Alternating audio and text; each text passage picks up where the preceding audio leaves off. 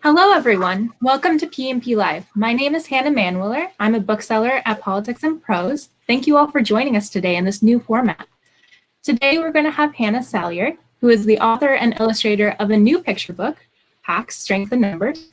Her picture book shows how groups of animals rely on each other and also teaches us what animal groups are called, like my personal favorite, a flamboyance of flamingos. Hannah also creates beautiful ceramics when she's not drawing. Oh yes, speaking of drawing, today Hannah's going to teach us how to draw some different animals. So grab some pens, grab some paper, meet back here in like 5, and then you'll be ready for later. All right, in just a moment, we're going to start the event. But if you have any questions for Hannah, you can ask them down below. There's going to be a button there that's going to be Q&A. We're going to do that later on. Just so that you know, you can vote on your questions, the ones that you like, so we'll be able to answer them later on. Please make sure that your questions are about the author, book, or anything else that we talk about today. You can also click the Buy the Book button to get your own copy of Packs. For all the young people joining us, please ask an adult who's with you before you purchase anything. Don't worry about turning off your webcam or your video. We can see nothing. You can see us, we can't see you. So thank you for supporting our bookstore. Thank you for joining us today. And here is Hannah Salyer. Thanks, Hannah. Hi, everyone. Thanks for joining me this morning. I am the artist and author of Packs, Strength in Numbers. Let's learn a little bit more about how different species work together. Okay, Packs, Strength in Numbers. Oops. Okay, also, you're probably going to recognize some of these animals through the book. I can't hear you, but if you want to call them out, that's okay.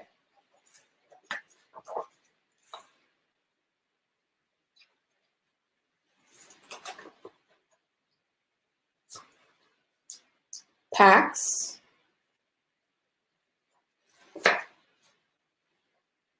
herds,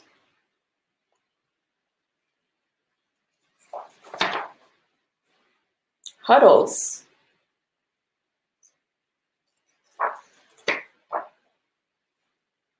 and pods.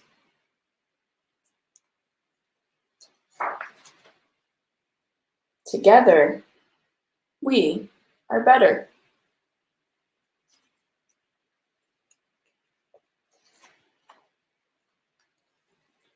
When we ants head underground, we are known as a nest. We march miles across the forest floor, gathering green leaves as we go.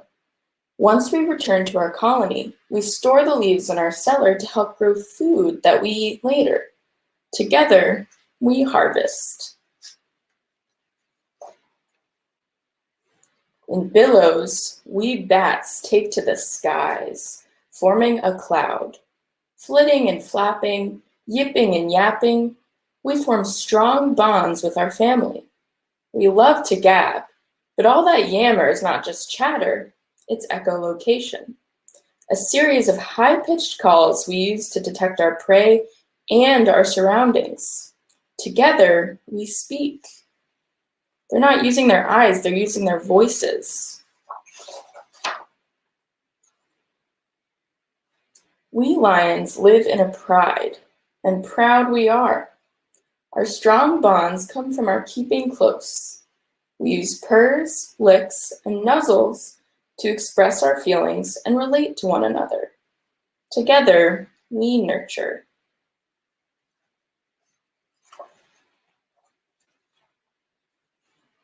We bright yellow fish are known as a school. We are quite formidable as a team when we stalk the reef in a large group, chasing and circling unsuspecting prey. Together, we hunt. Who would have thought that little yellow fish would be vicious hunters? Marine biologists actually call these fish the fish that hunt like lions. They're gold-saddled goatfish.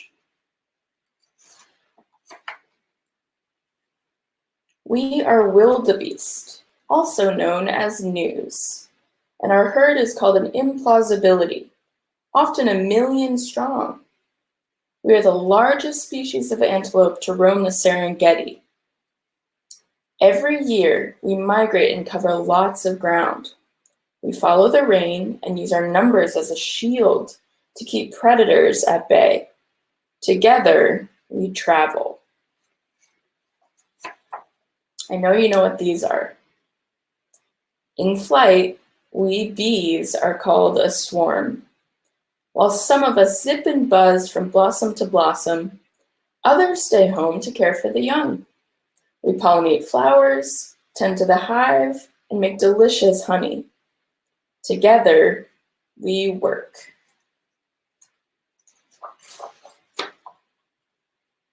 We frogs can become one noisy army.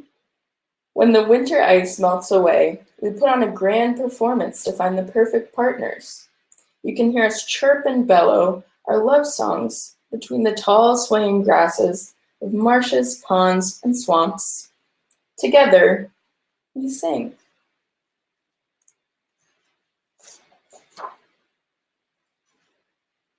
We are coral. That's plural to you. We exist as a colony and are vital beings in the fabric of the sea. As individuals, we are tiny. But when we link up, we create a large, colorful reef that's home to many other ocean dwellers. Together, we build. We flamingos can be found in the thousands. We are known as a flamboyance.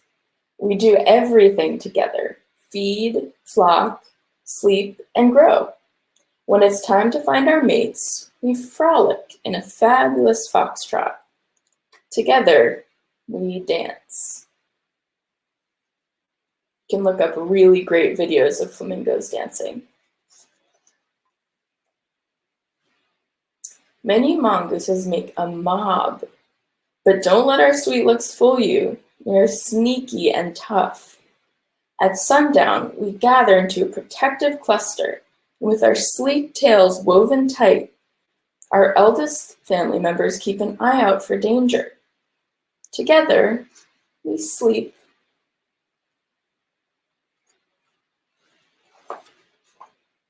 Together, we confuse predators. That's really confusing, right?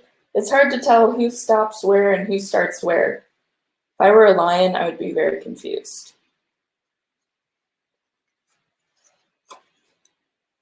Together, we bask in the sun. You know, these birds actually work together with the crocodiles to clean their teeth, so the crocs won't eat them. They can climb in their mouth and they'll be fine. They work together. All together, we are better. And I've hidden some of the animals we've met in the book in this picture. Wonder if you can find any.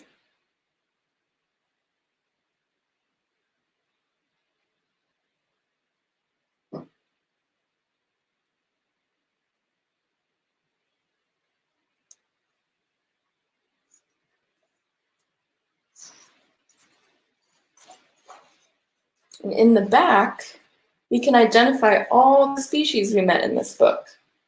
And we don't only rely on our own species, right? We all have to work together as a planet.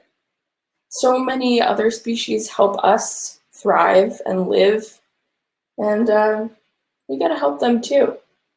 Because sadly, a lot of these species are under threat from things like climate change or habitat loss or poaching. But there's a lot we can do to help them, right? We can plant gardens, we can write letters or donate to organizations. We can make stories about them. We can make art about them. I'm sure you can come up with a really long list of things we can do to help. And we can strive to be gentle, kind, and thoughtful towards all the creatures that make our life better.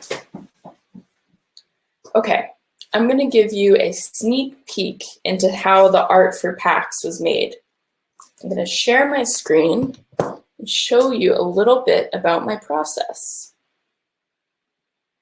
Okay. All right, here we are. Sneak peek. Not many people have seen this, so you're getting an inside view. So, I would start off by painting and coloring different papers with colored pencils, with a paint that's called gouache. That's kind of like watercolor, really thick watercolor. And then I would collage it into the picture. See, that looks really different from the paper, right? That's because when I scanned it into the computer, I cut out the shapes of the bison from that paper that I made. And then I draw over them so that they can get that black fluff and their horns and their eyes. Okay, I wonder if you can guess what this paper is for. Ready? These are the monarch butterflies. So all of these are collages. Some of them are more digital, so I'm scanning the papers in and I'm doing all the cutting and pasting digitally, but they're still a collage. This paper is for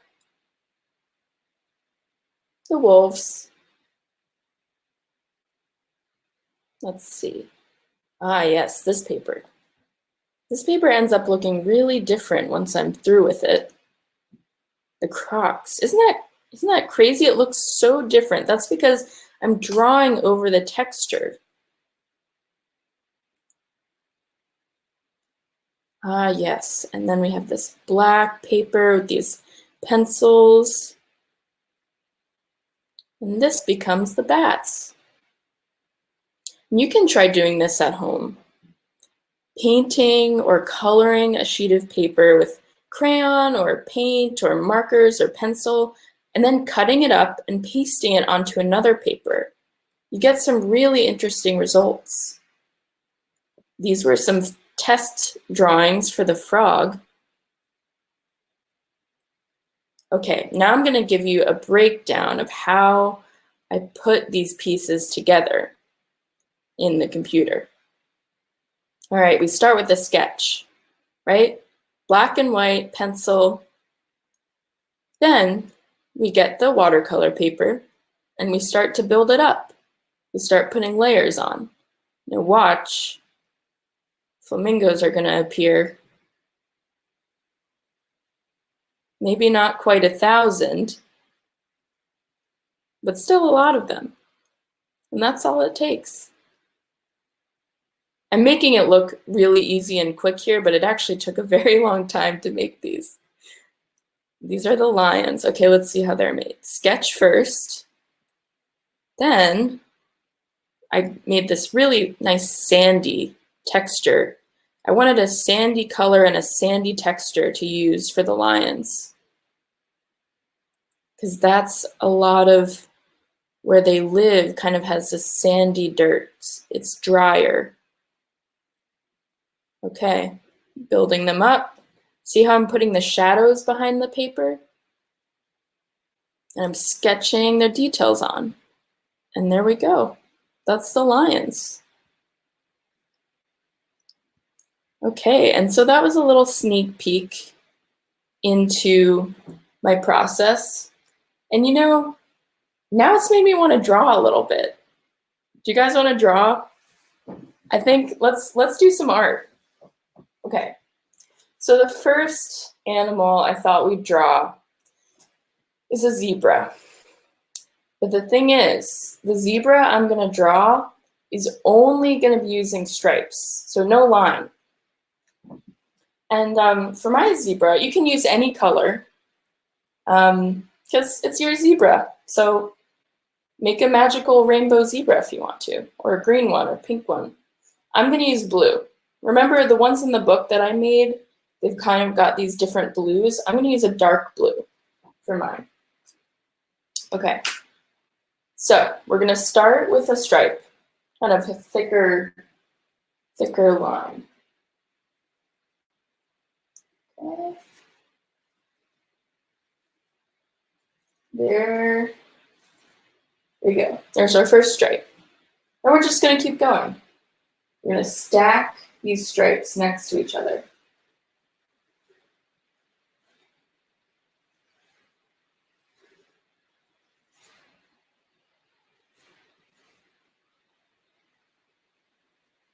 Okay, 3, 4,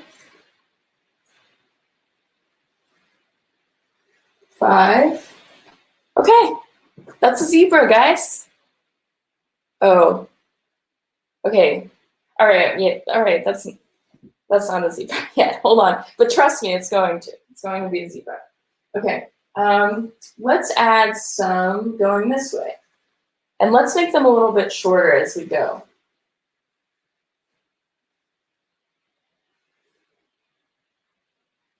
See, they're kind of going up and they're getting shorter.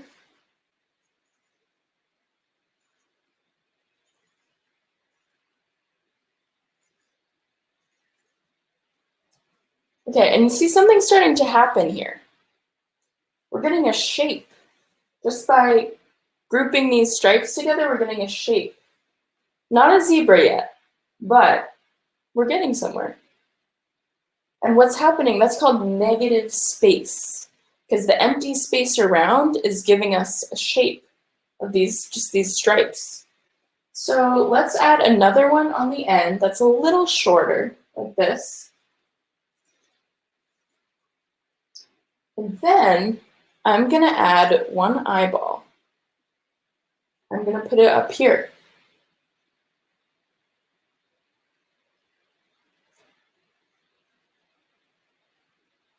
Okay, we have one eye. Now I'm going to draw some stripes around the eye. You can watch how I do that.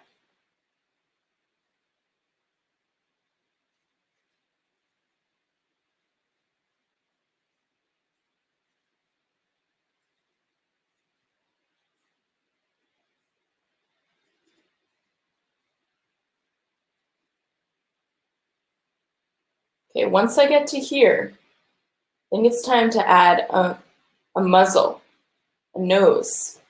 So how I'm going to do that is I'm going to fill in a shape, like a little half moon shape.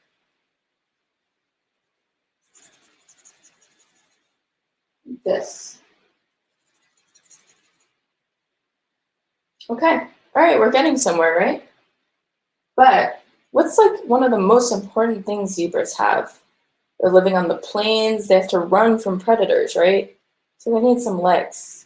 Let's give this guy legs. Okay, so I'm gonna stack some really tiny stripes in a kind of column.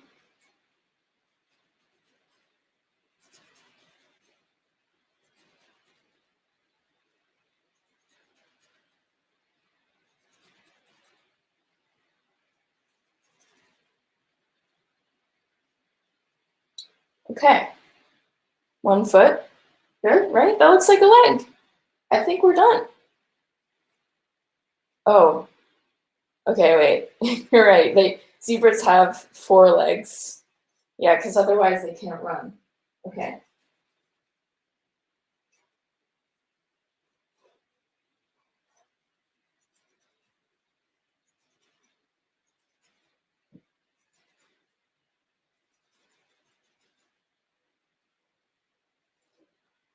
Okay, another leg.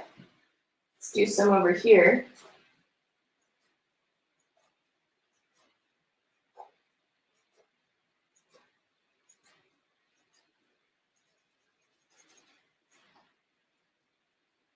Okay, another leg.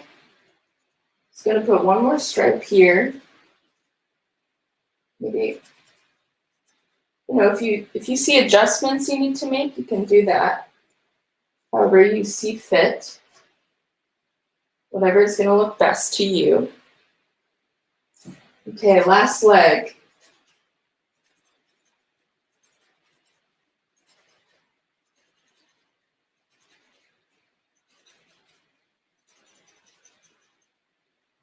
And if you wanted to make your zebra running, you can angle your legs in different ways so that it looks like he's or she is moving. Okay, we're almost there, right? But we need some ears, I think. So let's do 2 black petal shapes on top.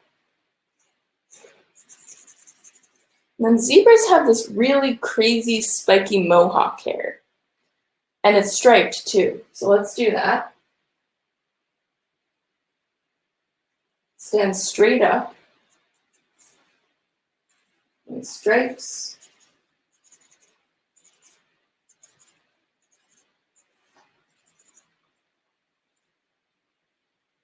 Okay, last thing, very important. To swat away flies, we need a tail. So let's do 1 stripe, kind of going diagonally away. And then put a few little stripes at the end. There's our tail, and there's our zebra. And you know, if yours looks different from this, that's amazing. That's what's so special about art. There's a little zebra. Okay, I'm gonna do one more animal. Let's do the flamingo. I have a handy trick for drawing flamingos.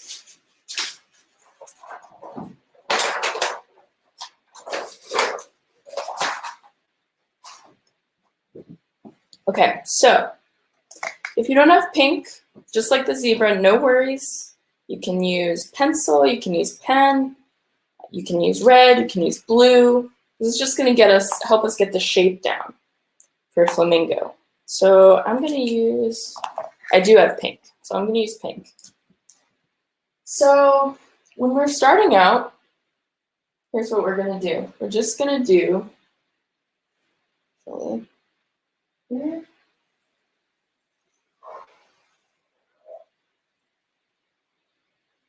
An S. That definitely not a flamingo, right? This is a letter. But hold on, let me just show you. We're gonna add a really big seed shape down here. Actually, let's make it even bigger. And it's okay, because we're gonna color this in later, so don't worry if you have lines. If you need to change your lines a little bit, that's okay. Okay, big seed down here. Let's put a small seed at the top of the S.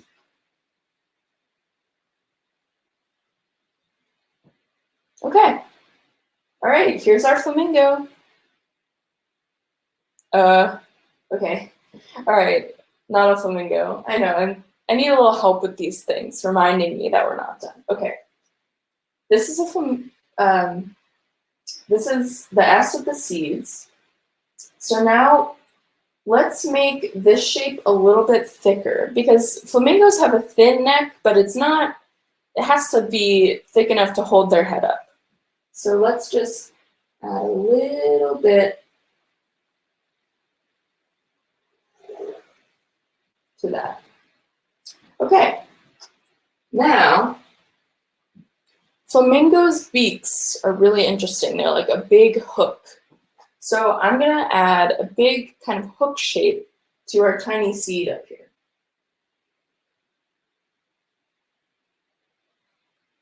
Okay, we have a beak, we have a head, we have a body. Now, let's add some legs. And flamingos do some pretty crazy things with their legs that doesn't look comfortable for humans at all.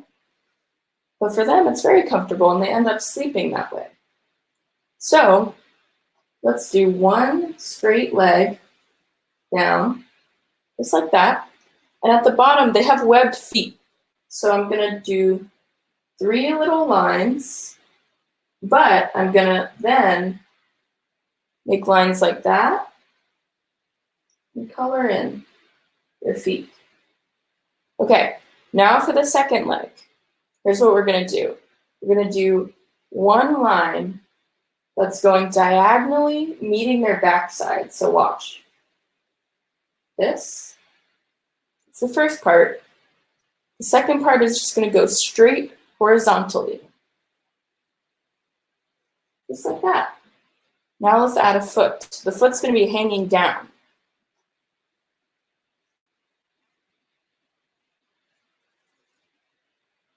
Okay, that's how they like to stand. That's comfortable for them. And now I'm going to add the eye. I'm going to add the eye up here.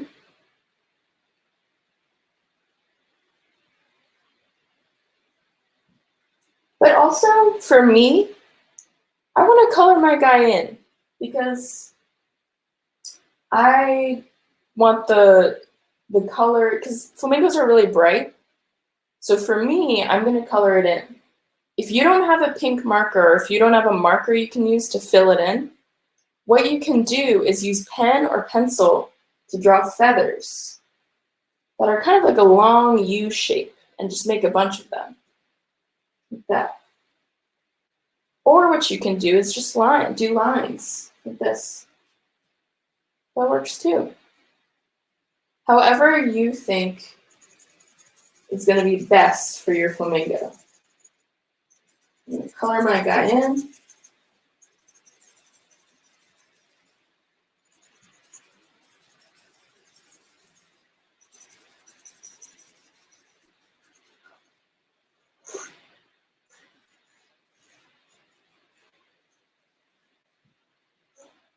And if you want to change some lines, like I'm going to add a little bit more to his neck. See?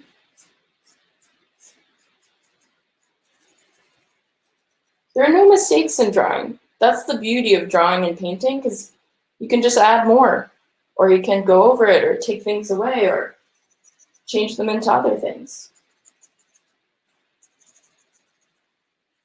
Okay, another thing, I'm going to add a little more to his head now. Just a little more to this top of the seed part. Just like that. I'm not going to color in his eye. Okay. There is our flamingo. Thanks for drawing with me, guys. It looks like we have some questions. So let's check that out. Great. So while Hannah's been talking, you have all been asking questions. So if you want, you can still ask questions. So it'll just be outside on the left to vote. So while you guys do that, I will ask Hannah some questions. Here we go. So this one is from Meredith, and it is, hello, what do you mean by sing for the frogs? Thank you. Oh, Meredith, that's a good question.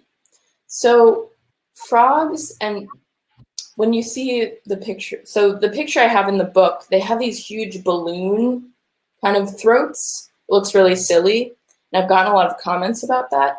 When they sing, they're making a kind of, all different frogs sing in a different way. So sometimes it's more of a chirp, sometimes it's a big ribbit, sometimes it's, it really sounds like crickets, or maybe not bird song, but like a tone that all of the different frogs sing at different tones, and they call to each other.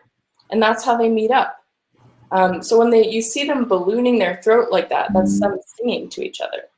Good question. Awesome. Thank you. All right. And then it looks like Carolyn has a question. What is your favorite animal to draw? Oof, that's a hard question. I've been asked it a bunch. I think I love drawing, you know, that's okay.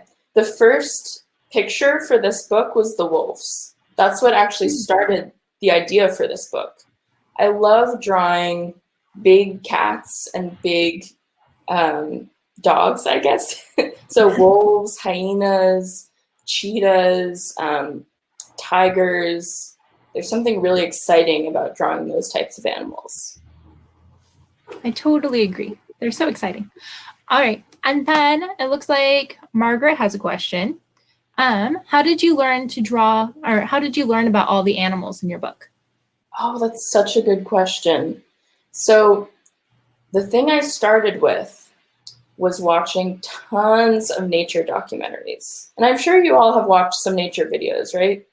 And I was just watching so many of them, mainly to get an idea of how these creatures were moving and how they worked together and why they were working together. And I wanted to get ideas for the art about how they would exist in the page. So tons of nature documentaries. I read a lot of articles and some books too. So it was a kind of combination. It was a lot of time spent researching.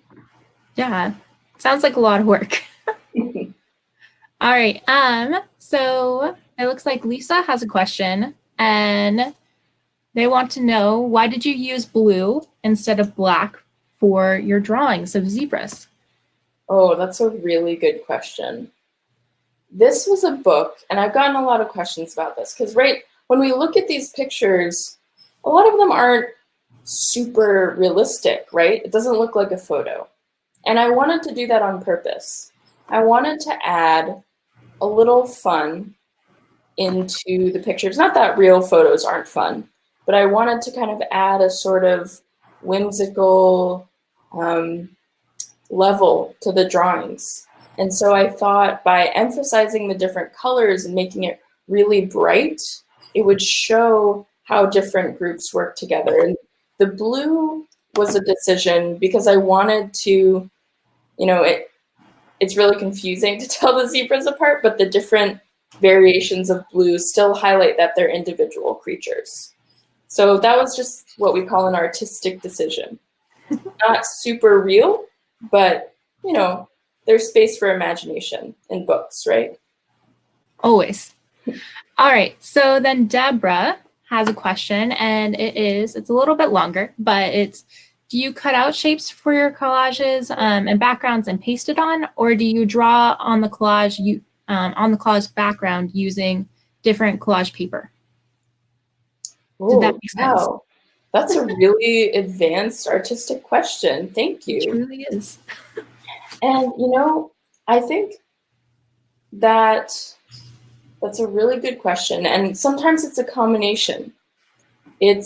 Sometimes I'll start actually by just drawing, like doing a regular, like maybe I'll paint the texture for a paper, then I'll draw with colored pencil onto the paper, and then I'll layer different papers on top of that, and then I'll do some more drawing. It really depends on the piece. And so all of the pieces in the book, though many of them are collage, they were all done a little bit differently. And it's kind of depends on how I'm feeling and what I think would be best for the piece that I'm making. That's a really good question.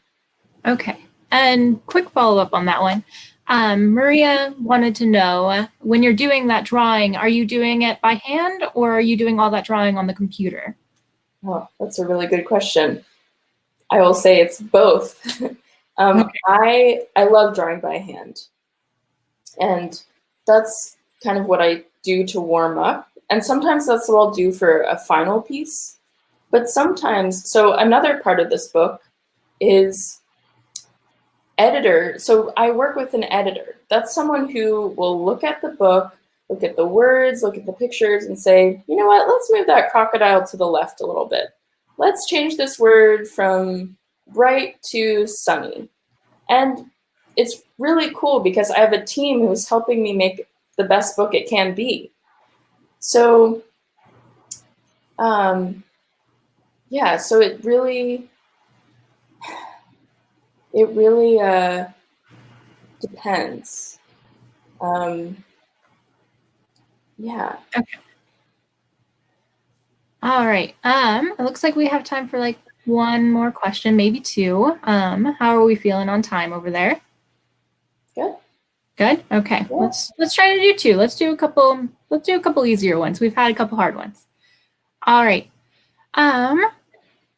So one person wanted to ask, let's go find out what their name is real quick. Savannah. Savannah wanted to know, how do you get inspired? And do you get inspired by books or by the animals?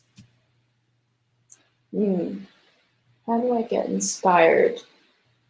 I would say that's another question, both. I I love watching, like I said, I watch so many nature documentaries, but I also love even like going to the park. And I didn't realize, so I live in New York City, and sometimes we forget that there's a lot of nature here. There's a lot of nature in cities, and we just have to be looking for it. So I get inspired. I also have 3 cats. They help. They help inspire me. So yeah, I get inspiration from real animals, and I also get inspiration from really beautiful books. I have a picture book collection myself that I love to sit down and read sometimes because the art and the stories are just so beautiful. I love going through, going to bookstores like Politics and Prose and kind of sorting through the titles that they have. So it's really both inspire me. All right. So this is going to be the last one, and this one's from Betsy, and she wants to say, I'm guessing that you know her. I feel like you know her.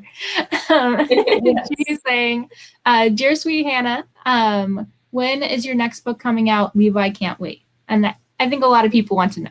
Oh, thank you for that question. There is another one in the works. As to when it will come out, it's going to be a long time. It will probably be another couple years. I'm not allowed to disclose much yet, but rest assured one is in the works. Fantastic. Good to know that we have something to look out for. All right. Thank you so much for doing all of that and teaching us how to make so many animals. I had a blast just throwing that out there. Amazing. So for everyone that's watching at home, with all these animals that we've learned how to draw today, you can use them and you can make your own books. You can do whatever you want with them. Another thing that you can do is if you want, you can share them with us because I don't want to just look at mine. I want to see yours. So you can share them with us at Kids and Prose on social media. So just tag us at Kids and Prose. And then also don't forget to click the buy the book button. It's at the bottom of your screen. I think I'm pointing at it. If I'm not, it's down there. And then if you want your own packs, please do click that. Once again, have an adult with you if you're doing this as a kid. You can also follow us by clicking the button over at the top. And then it will tell you about updates for future events, and you'll be able to see all of that. Thank you so much for joining us today, and stay safe, everyone. And we'll see you at our next event. There you go. Bye, all. Bye.